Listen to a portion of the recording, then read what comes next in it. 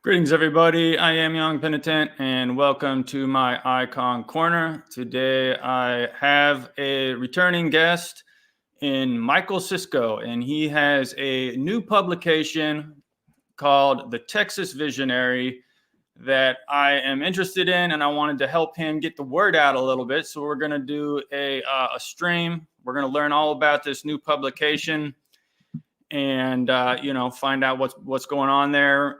Before we add him to the stage, I'd like to remind everybody to subscribe to my channel and hit the like button so other people can find this episode. And with that, I'll add Michael to the stage.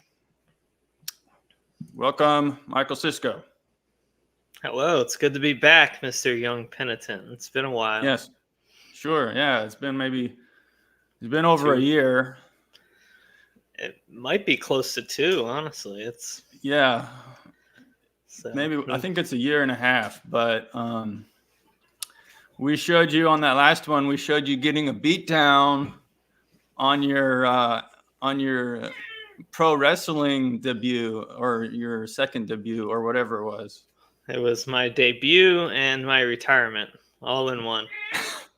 Yeah, if anybody is interested in watching that, there's a link in the description below. You can watch my first episode with Michael, and at the end of it, we do a play-by-play of him doing his professional wrestling debut, and I don't think he won that match, but you can find out what happens.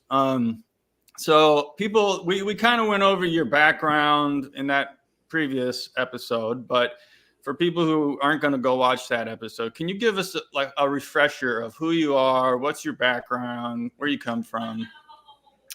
Sure. I started out in politics with a podcast called Hearth and Fire back in 2017.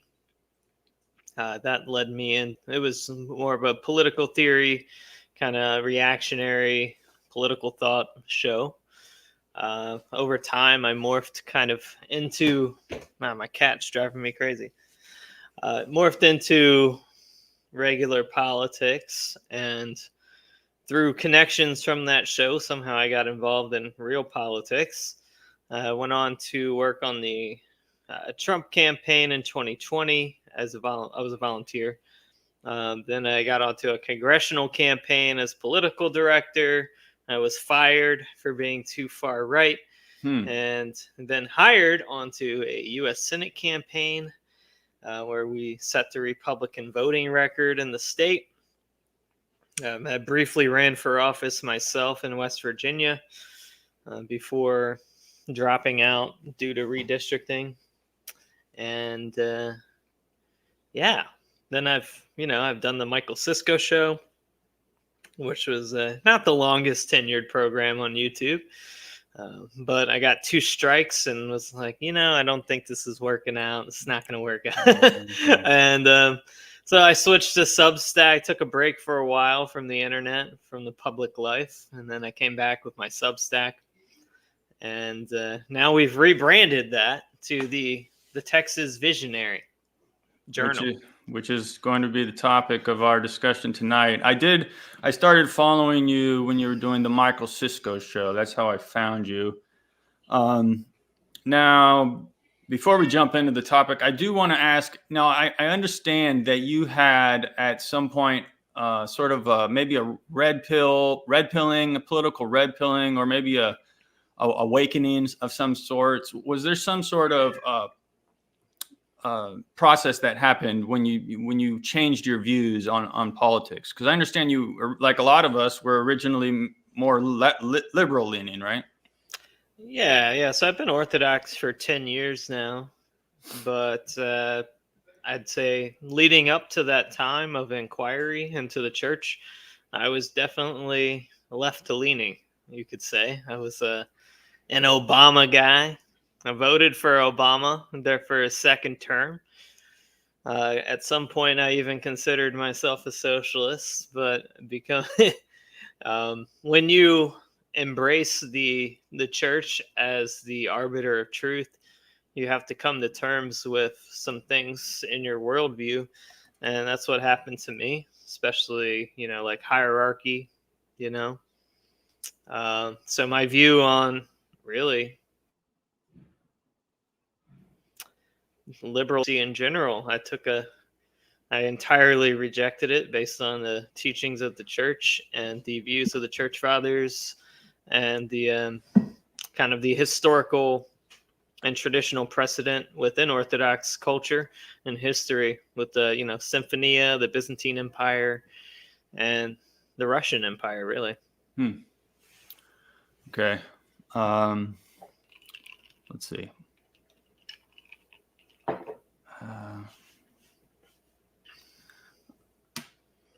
Something is skipping my mind. Okay. So, and then it's Brother Nathaniel haunting you. It's my I'm just dull. Sorry, everybody. I have a dull mind. It's from taking neuroleptic medication, and I just don't think fast enough. He's in the CIA operating room, and he's pressing buttons, sending airwaves to mess with your thoughts right now. Well, he's disrupting. Yeah, well, there would be a time in my life where I might believe that story, actually. Let's see. Okay, so you had this kind of a 150 about face. You got involved in politics heavily. I think, like, among the Orthodox, like, I would look to you as maybe like the best, like, example of someone who understands. So you started to get, like, you actually studied politics. I mean, you, like, started reading political theory and books and things like that, right?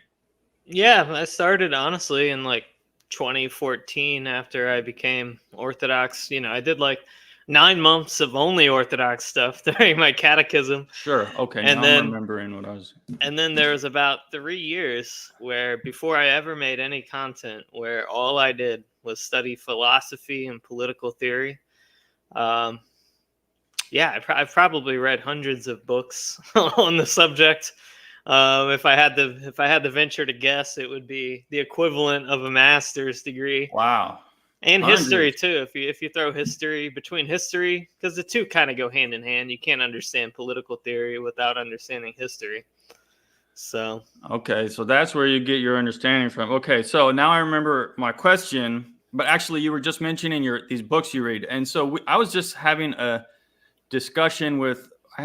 We have a men's group in my parish, and we have a private chat, and we were discussing earlier this week, what books should I be reading? What are the top books in terms of understanding politics? Could you give us a list, maybe 1, 3, 5, something like that? Like, where would you start? I'm looking over on my bookshelf. Now, I think I would say the best starting point is On Power by Bertrand de Juvenal, because it's like a textbook on the development into the mega state. So basically it shows you where government started, how the state, how kind of the tribal family developed into the state.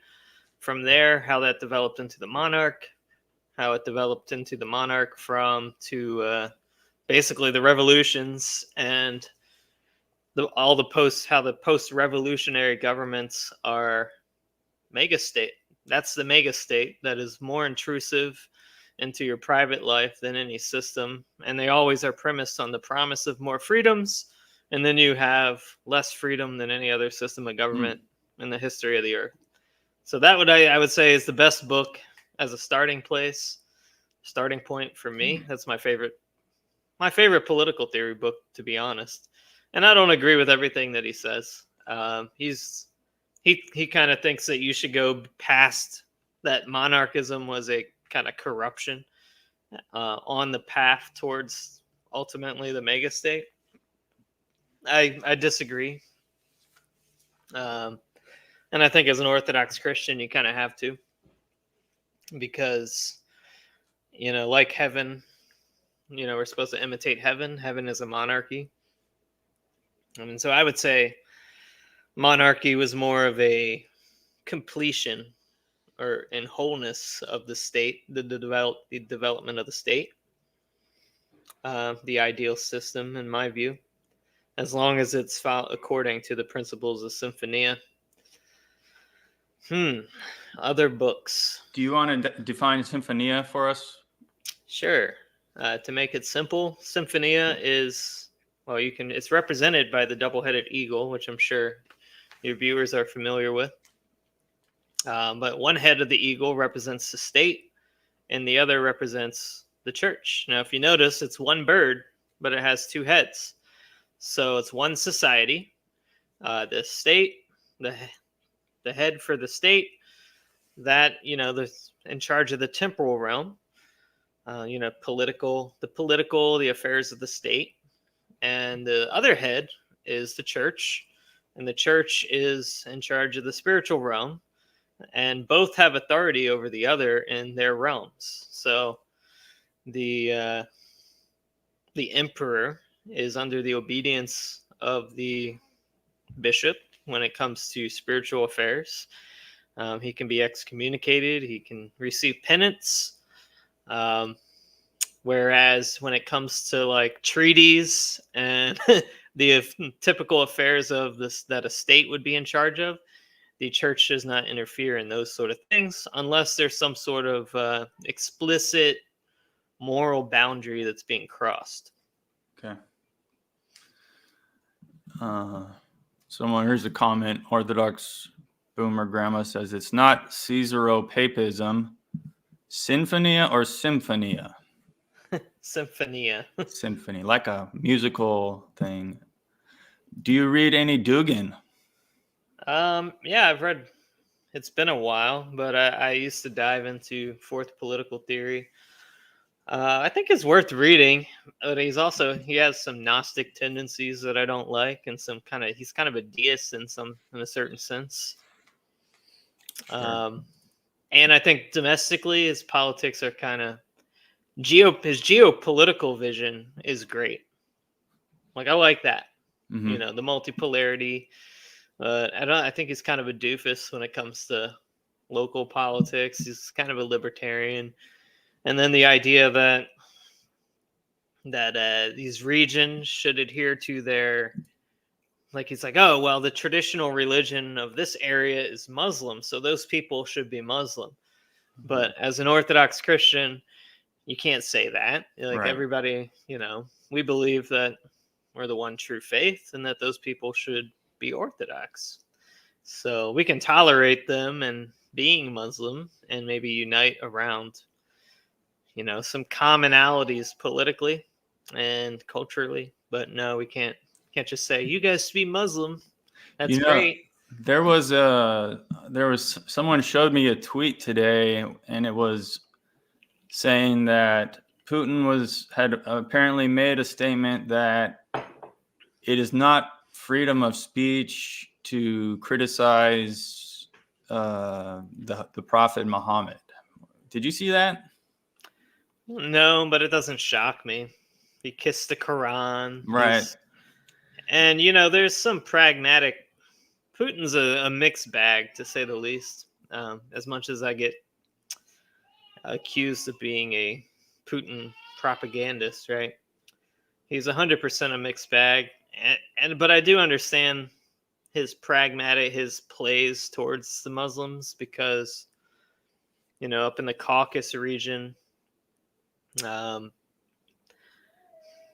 he's trying to secure the loyalty of the Muslims there, and for good military strategic reasons. I think when Wagner was marching towards Moscow, it was the Chechens that were going to come save the day before the stand down. So I can understand why he's doing some of these things. It doesn't justify it or make it right in the least bit, but and I think there's probably better ways that he could accomplish the same thing without committing blasphemy. So right. Okay, so you gave us one book. Could you give us maybe two more for people who want to read something? You know what? I'm gonna pull up. I have a reading list. Do you? Interesting. So I'm gonna see if I can find it real quick.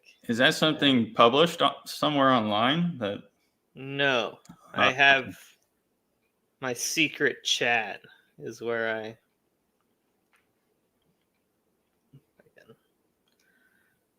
Let's see.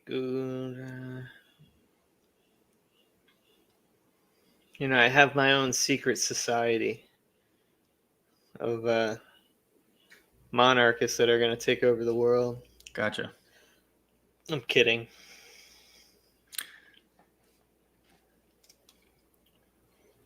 Maybe we could talk about that possibility. I kind of wish that there would be a Orthodox monarchy, Orthodox empire again, or at least a country. Like what are the chances? That's probably like the last thing that our enemies would want. I actually have some Alexander Dugin on my list, so but I'm gonna actually go with a fiction as well. The Space Trilogy by C.S. Lewis. Interesting. And the final book of that series, That Hideous Strength, that is, so you should read all three, but you need to read the last one because you'll understand why when you read it. But it pretty much breaks down how bureaucratic systems, how corrupt they are, and how they suck you in. And so that's a fiction that you should read.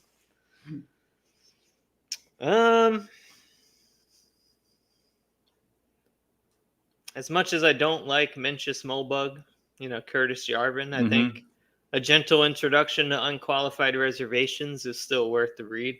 Got it. From Aristocracy to Monarchy to Democracy by Hans Hermann Hoppe.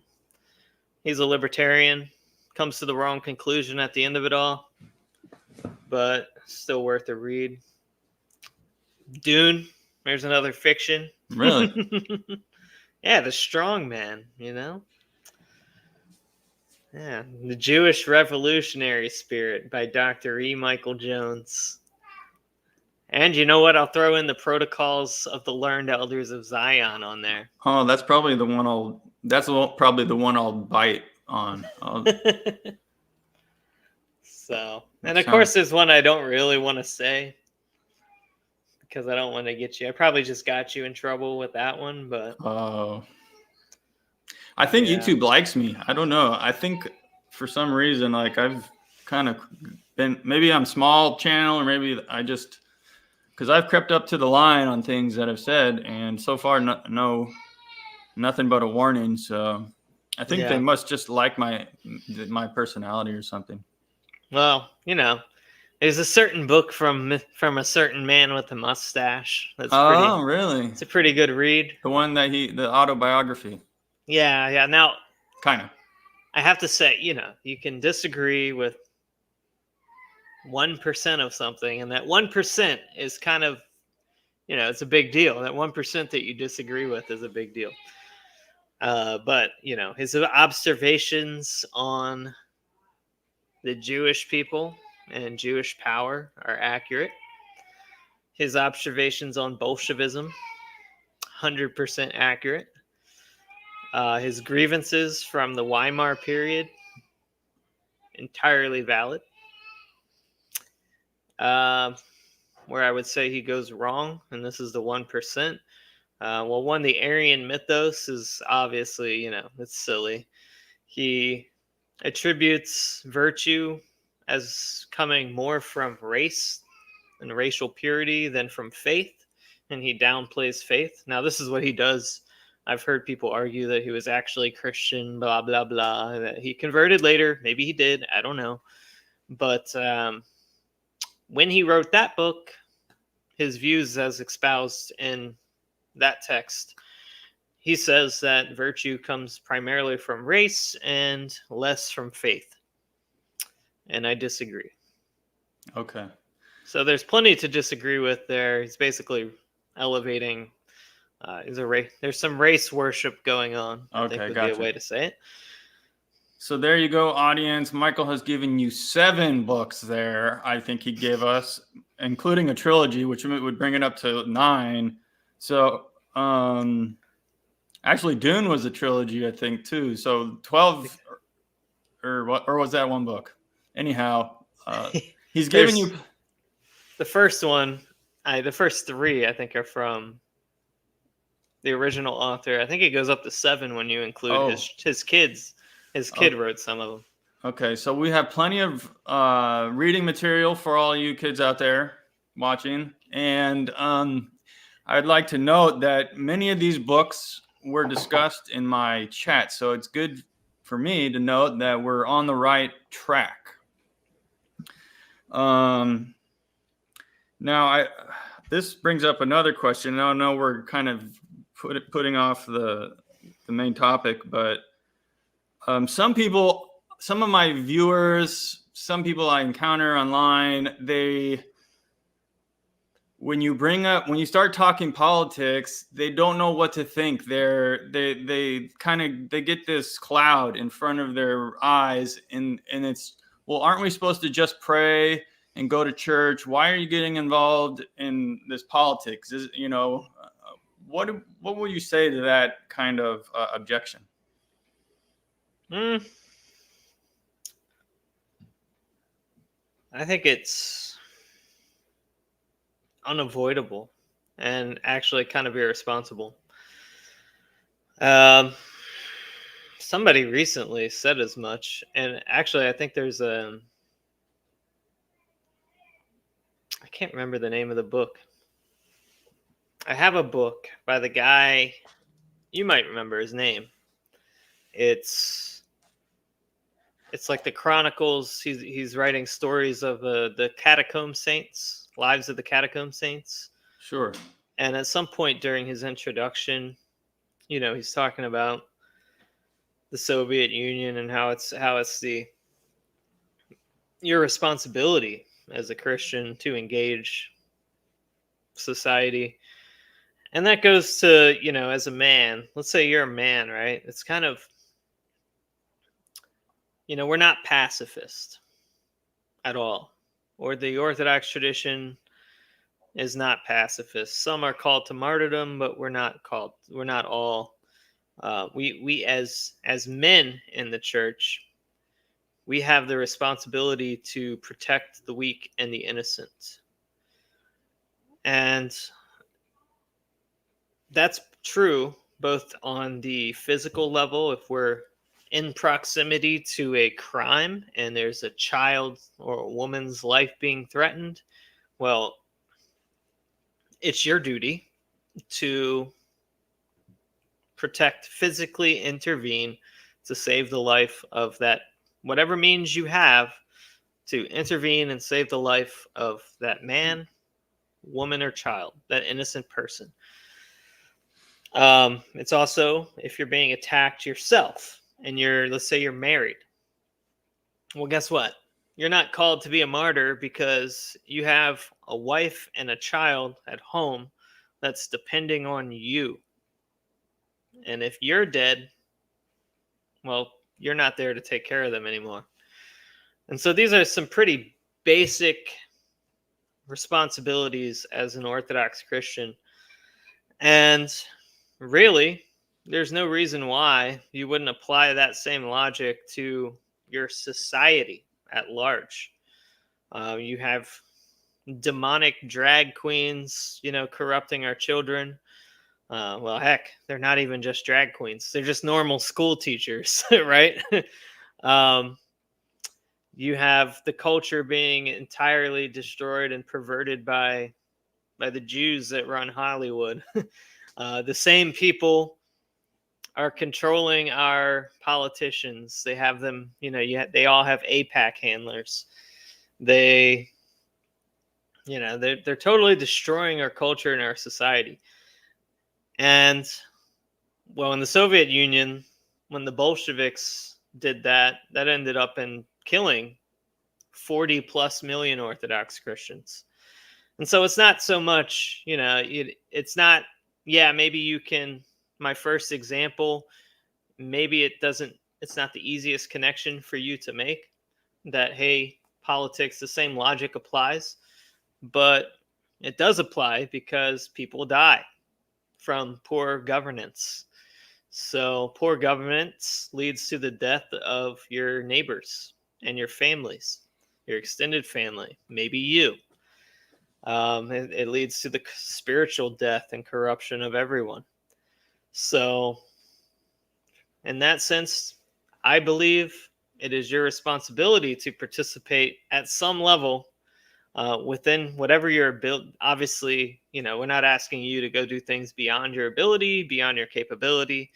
So if you're just a normal person with, a job, you probably can't really afford to go put your face on the internet. So there's that. But there, obviously, you can give money to people that deserve it. Don't give it to Trump right now because he just endorsed late-term abortion today. So don't give it to that guy. But if there's a good candidate out there, you can donate to their campaign, you can volunteer, you can just go vote. If that's all you have, you can go vote. I know it seems pointless at times, but I'm as dismayed with the system and the state of things as you are. But heck, you can advocate to your friends, whatever. But the idea, and not everyone has the talents and abilities to do politics, so I'm not saying that everyone needs to be involved.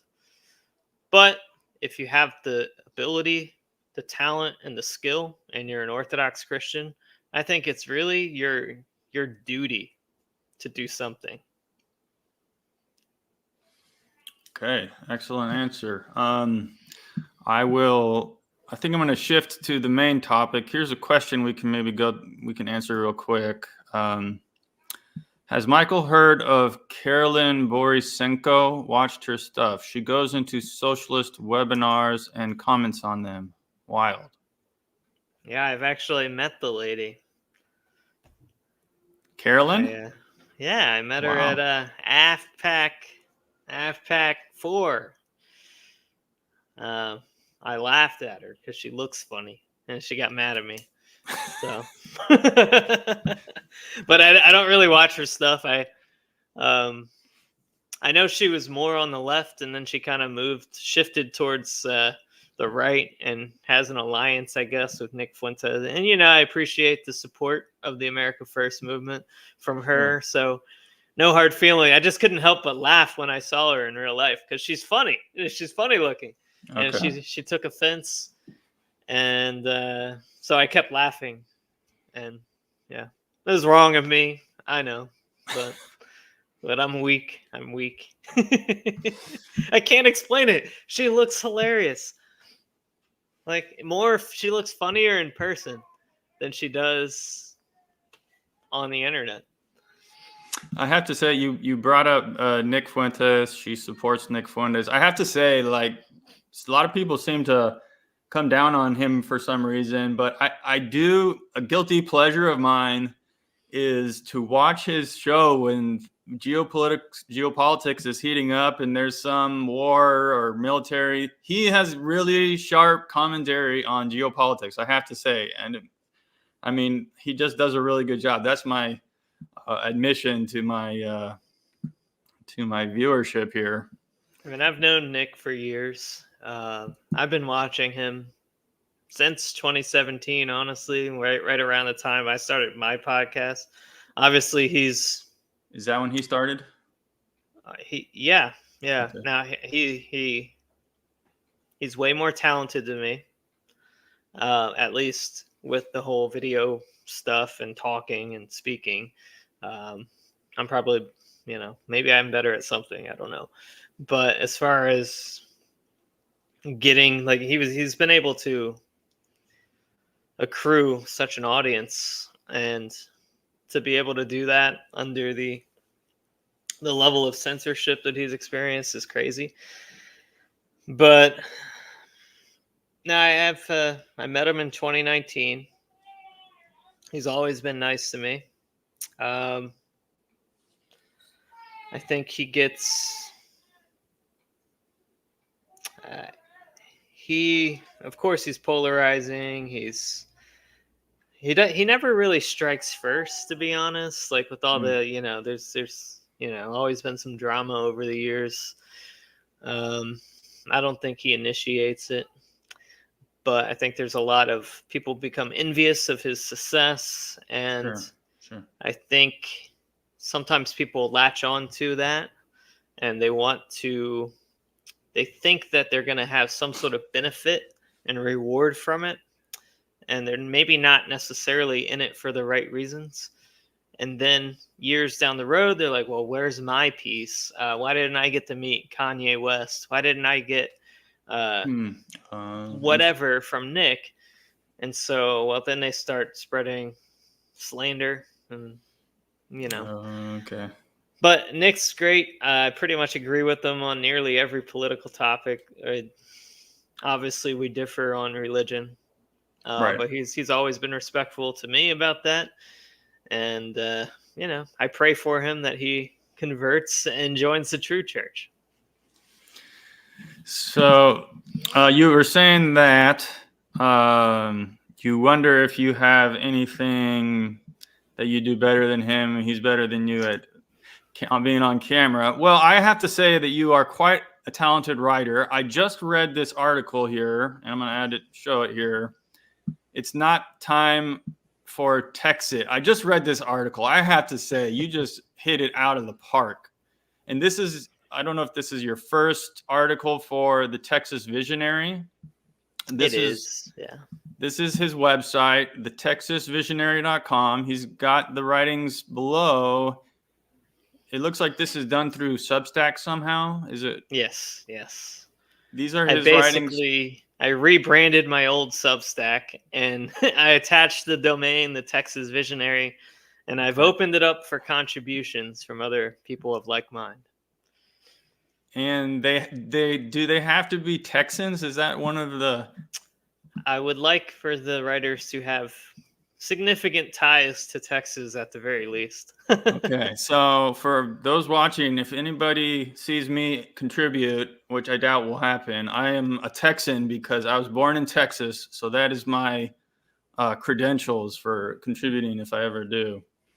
Well, when we establish the down the road, when we're ready, when the Texan teen empire commences, we'll let you come back. The Texan what? The Texan teen empire. Texan teen. It's a play on Byzantine. Okay, Texan teen. Got it. And of course you're going to be the emperor, right? Is that?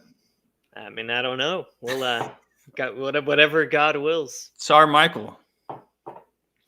I'm kidding, but that really was a really well written article. He goes through and he talks about the military aspect, and it's just I recommend everybody go and read it. There's a link in the description below to this website. Now, where did the idea for this come about? I mean, it's certainly, the Texit is going to be probably one of the main issues going forward, but where did you get this idea?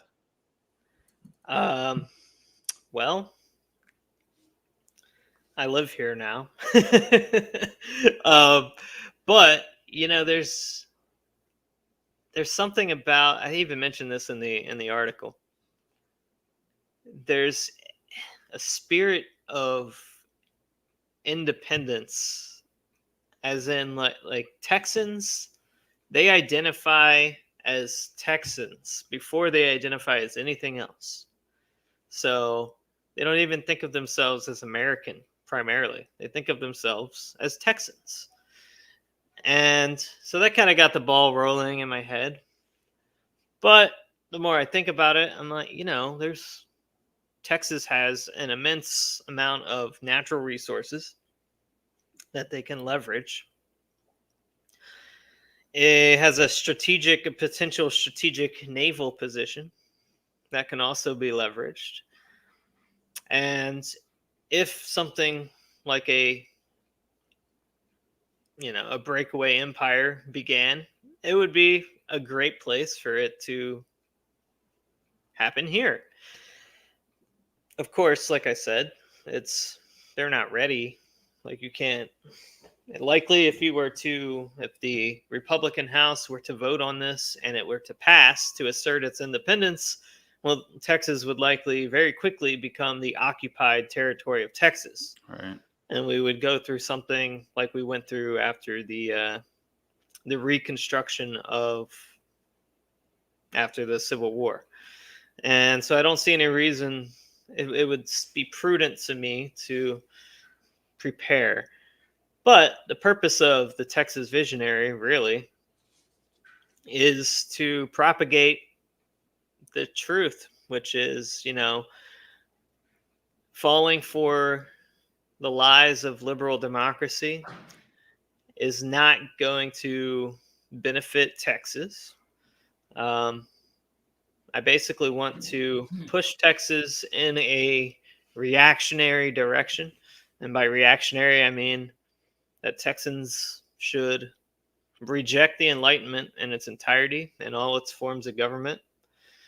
And so that's really the true purpose of the publication is, to prepare the way, however long that may be, and for an eventual independence, but to do it the right way. You need some sort of cultural. Now, the intended audience is really, it's both the general populace, but we also want to appeal to the elites in Texas that, aren't Jewish and actually have the ability to kind of help us make this happen.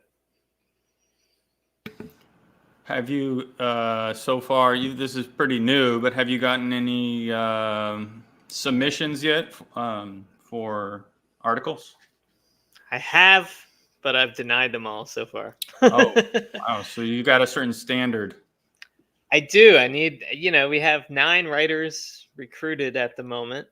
Now, some of them are great writers, but, everybody has normal jobs and lives. So I want to get to about 30 writers total, because I know then that we can get consistent, steady content on a steady flow. And so that's my goal. In the meantime, of course, I'll keep writing. And my podcast will still be posted there. So the Michael Sisco Show will be on the TexasVisionary.com. Okay. And I'm not really going to change the format of my show. It's not going to be just Texas stuff.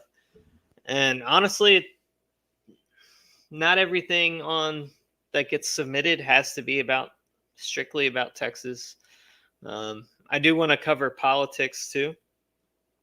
So like corruption in their party, in the Republican Party, and the GOP, even, what some of the leftists are up to in Texas. All of these things are important. So, and culture, we want to hit culture, because ultimately we can't really, there's only so much you can do if you're not affecting the culture as well. You guys, don't you have, isn't Tesla manufacturing vehicles in Texas? Yes. So if you guys became a country, you could export oil and Teslas. Well, definitely the oil. And I don't see why not. I guess that would be up to Elon Musk. That would be an interesting combination. We can export Neuralink, Oh, yikes. Yeah. Get everyone hooked up to our... Can't wait. So the publication will continue to be weekly, and you are receiving submissions. So for people who are watching this or listening, you can reach out. How do they reach out to you? So editor at thetexasvisionary.com. Okay. So that's the best way that's where I receive the submissions. Probably the best way to reach me nowadays, honestly. All right. So let's see. If anybody who is watching has any question, you feel free to post it in the chat. Now, weren't you also writing a book? I remember you were writing a book about converting the Jews. My aunt, It's very slow moving because reading the Talmud is very tedious, okay? Wow. And reading all Jewish literature is very tedious. So I'm still working on that project. I will continue to write about Jews. And guess where each chapter, each article will be published on the TexasVisionary.com. There you go. So, and it's relevant, to be honest, because, those people, they're relevant everywhere, unfortunately. How many paid subscriptions do you have up? Right, if you don't mind me asking, or you don't have to answer that if you don't. Paid right now, it's probably about 20. 20. But we expect it to. I really think that I got a good team working. Like we finally got a good logo. We're gonna have merch. We're gonna have we have a good social media team that's gonna be helping with the promotions and marketing. So I think we got the branding right, and once the content continues to just keep coming out more consistently, I think we're gonna see a lot of growth. And not all of it's going to be behind a paywall either. So right. Usually for the interviews, you get half of the interview, and then some of the articles are free and some of them aren't. There is a question from OBG. She asks, thoughts about Bitcoin? Do you own any? you just want to get me in trouble, don't you? Why is that trouble? A certain influential figure in the orthosphere doesn't really like Bitcoin criticisms. Oh, gotcha. I don't know. I'm not that into it. I think when MasterCard invested in it, I kind of, well, this is kind of sketchy. But I mean, I'm not an expert on crypto in the least. So Okay. Yeah, it's kind of become the boomer coin is kind of the general consensus, I think. Are you hooked up with Father John Whiteford or Father Moses McPherson? Well, Father John is my priest. I go to his parish, which he didn't used to put that out there, but there's been hit pieces that have mentioned it. So my parish has been doxxed. But yeah, he's my priest. Father McPherson. McPherson. I have no idea who that is. Oh, I've had both of those priests on my podcast, and they're both in Texas, and I think I have quite a few people that follow me from Texas because they always put Texas. They're proud of the fact that they're Texans, and they put TX in their Twitter handle. And so I happen to know that there's quite a few people from Texas following me. So keep following me. I'm a fellow Texan. Is he the one that is Father Moses? Is he the one that does like the the weightlifting competitions? Yeah, he's a power lifter. Yeah. Okay.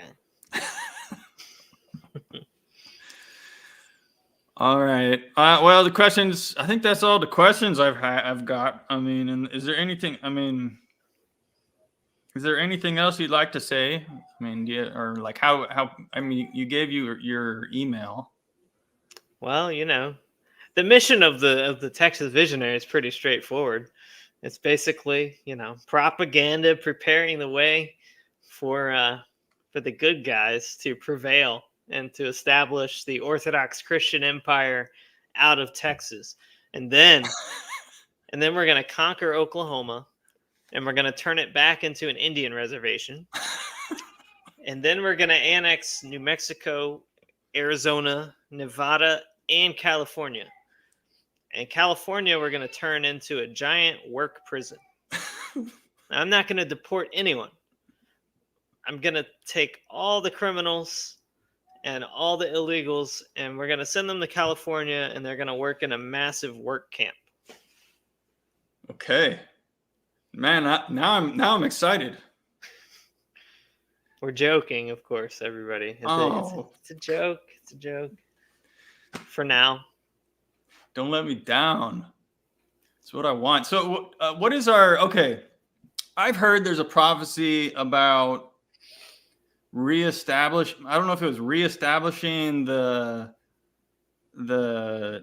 Russian monarchy, or if there's some prophecy someone about some Orthodox, because we're monarchists on this channel, and we would look forward to such a thing. But have you heard of such a prophecy, or what is the likelihood of establishing an Orthodox empire or state? Honestly, I have heard these prophecies. I think one is the what's his name? I know he's a saint, Saint John Lascardis, I think, and he's not dead. He's like asleep. He's the sleeping king, and the prophecy is that he will awaken, and when the I think before the Antichrist comes, or maybe around the same time, and he will like reestablish the Byzantine Empire, rule in Greece, Hagia Sophia, and he'll be like fighting the Antichrist. As far as I've also heard there'll be like a Tsar Michael or something. I don't know where that comes from.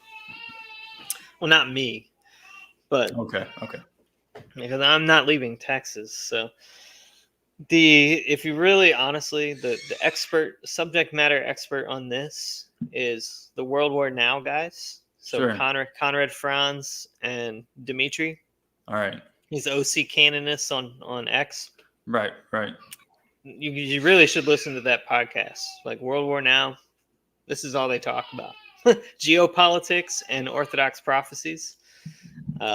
They've been on my show. You should have them on if you haven't had them on yet.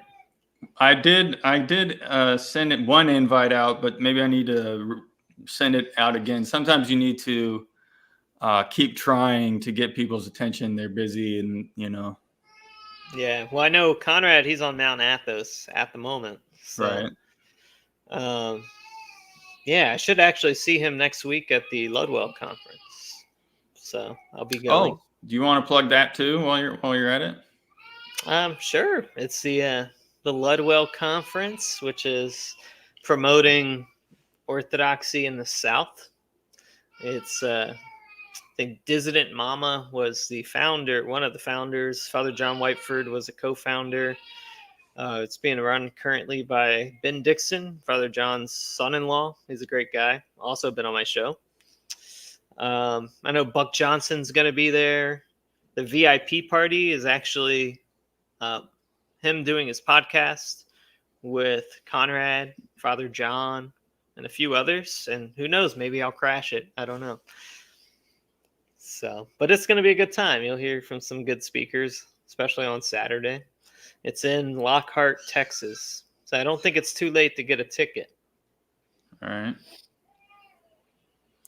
Okay.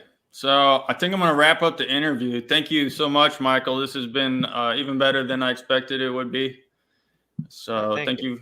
Thank you for returning, and goodbye. Good night to everybody watching. Thank you for watching, and we'll catch you all next time.